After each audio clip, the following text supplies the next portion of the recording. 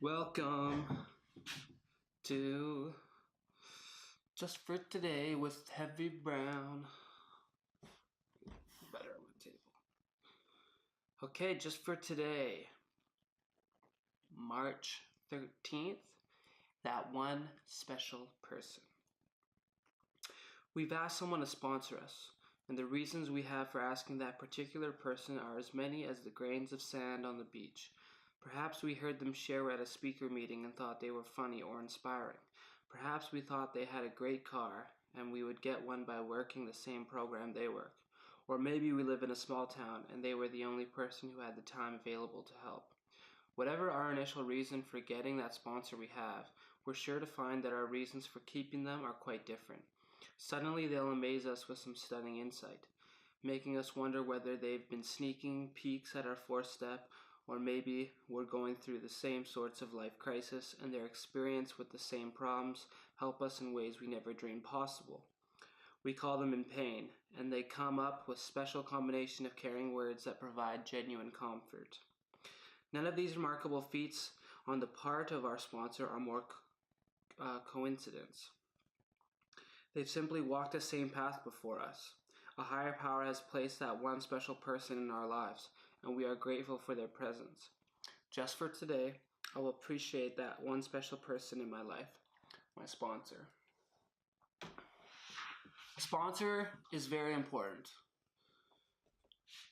A sponsor is also hard to choose. It's hard to commit to. One of the issues I initially had with a sponsor is just getting another relationship with a person that's on that high of a commitment level.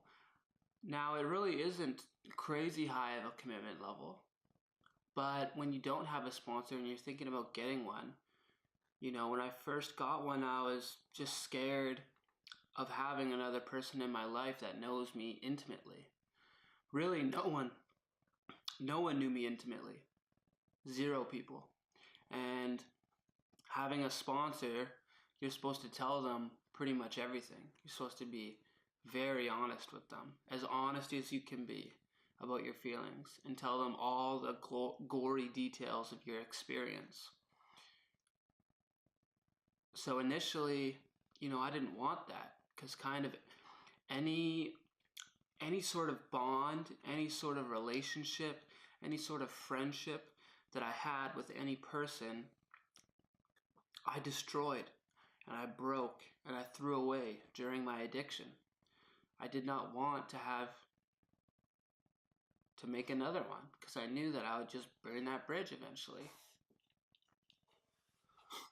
I was scared. It was like not going into a relationship because you don't want the breakup. That's pretty much what it was like. But eventually you learn to get over that. And you just got to pick a sponsor and go like dive right in. Just like for me, in my addiction, lies became my standard operating procedure. Lies were everything. I would lie over and over again about everything. Every different person knew a different version of me. So, finding a sponsor, trusting a sponsor is just a good way to become one person again. Not to become a different person to Sally, and a different person to Bill, and a different person to your family, and a different person to your uncle, and, to just become one person, to give one person your whole story. And just to, to not think, like when you tell someone something, when you're in a conversation, when I'm in a conversation, I censor a lot of the things that I say. When they say something to me, I have an initial response in my head, and then my mind kind of thinks like, oh, would that be smart? Oh, is that going to piss them off? Oh, does that make sense saying this to them?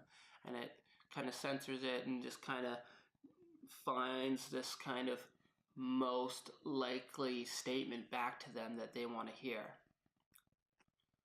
So having a sponsor is someone where you should try to learn to start turning that kind of auto filter off and just be like blatantly truthful and not censor yourself at all. And if you're coming from active addiction, you might have 0 connections. If you're coming from active addiction, you might have a handful of shitty connections.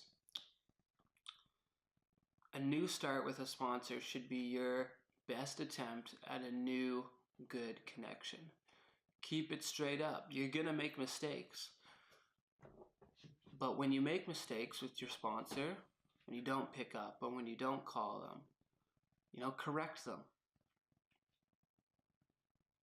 It's the one best relationship that can save you, and you're gonna need it. I've had times when I've had to call my sponsor. I've had thoughts of, relapsing. I've had thoughts of doing other harmful activities that, would really jeopardize my sobriety. So a sponsor is necessary, very necessary. Start off with a bang. Call them like every day for the first 30 days. You might as well. And, you can get a new sponsor. I've had thoughts about getting a different sponsor. You can have 2 sponsors if you want. There's no rules to this. It's open relationships with sponsors. So, pick a sponsor. Make it someone that you can tell the truth to, that you can be yourself around. Like, I remember when I first came in, someone kind of wanted to be my sponsor, but I felt like I was forcing conversation with that person. And that was not the sponsor for me. It was someone that I could just talk to, that I could be, honest with, that things just, kind of meshed with. And whenever you have the opportunity to speak about your experience, speak truthfully with your sponsor. Whenever you lie about some silly thing to someone else, maybe in the program, tell your sponsor about it. Tell your sponsor everything. Blindly trust your sponsor. It's the best way to go. And if you want to see what a truthful and honest relationship can do it with your sponsor. It's insane, how much you can get to know someone when you tell them the truth. And they actually get to know you, not just some facade that you prop up because you're hiding your true self behind lies and deceit. Trust your sponsor. Thanks for tuning in for today. Have a clean 24. Heavy Brown out.